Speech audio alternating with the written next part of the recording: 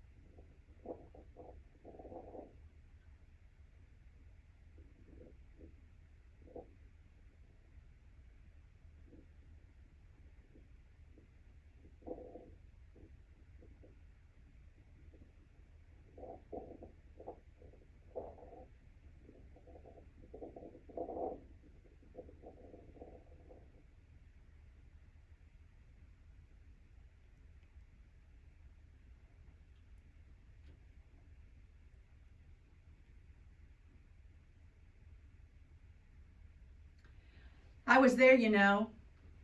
I saw his body hanging on the cross. I heard him cry out, "It is finished," as he breathed his last breath. I watched the centurion pierce his side and saw his blood flow to the ground. The disciples weren't there. I sent my own sons, James and John, into hiding. I was afraid the authorities would come after them too. The crowd that waved palm branches and shouted Hosanna on Sunday were nowhere to be found. Only few of us women who followed him along the way stood by at a distance and watched the whole thing unfold. We kept watch over the dying because that is what we women do. as I saw Jesus hanging on a cross with one on his right and one on his left. I thought about my last interaction with him one-on-one. You see, I went to him and I asked if my sons James and John could sit on his right and the other on his left when he came into his kingdom. I thought about that request when I saw Jesus hanging on the cross with one cross on his right and the other on his left. Into the darkness, we women hovered and we stood watch over Jesus' corpse until they carried him away. The grief was more than we could hear, more than we could bear, more than we could stand. We followed the man from Arimathea named Joseph who took Jesus' body down, and we watched as he wrapped it in a linen cloth and laid the lifeless body in a tomb hewn out of rock. We watched him struggle to roll the stone against the tomb to seal it shut. Jesus was right. It was finished. It was over. Our hope had been killed. There were no more tomorrows, no more teachings, no more stories, no more laughter, no more God. Jesus was dead. We went our separate ways and made plans to meet again at sunrise after the Sabbath ritual. The waiting was heavy. The Sabbath was rote. The darkness of the night pierced our hearts. But it was in the darkness of the morning that we left, making our way to the tomb. Our hands were filled with oils and spices to anoint Jesus' body. We talked about how we were going to get Jesus, get to his body. Surely the stone was too heavy for us to move. But we were determined women, and nothing was going to hold us back.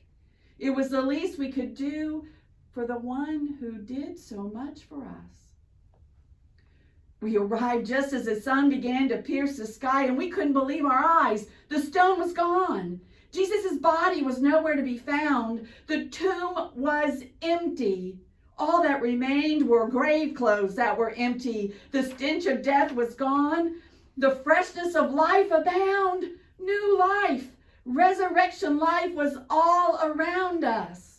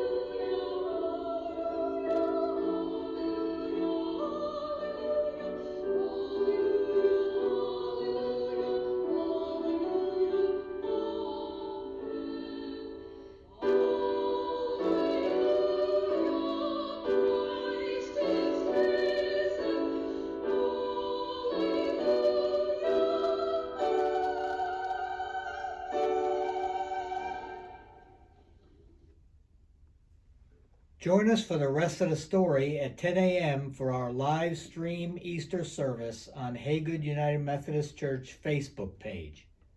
He is risen. He is risen indeed.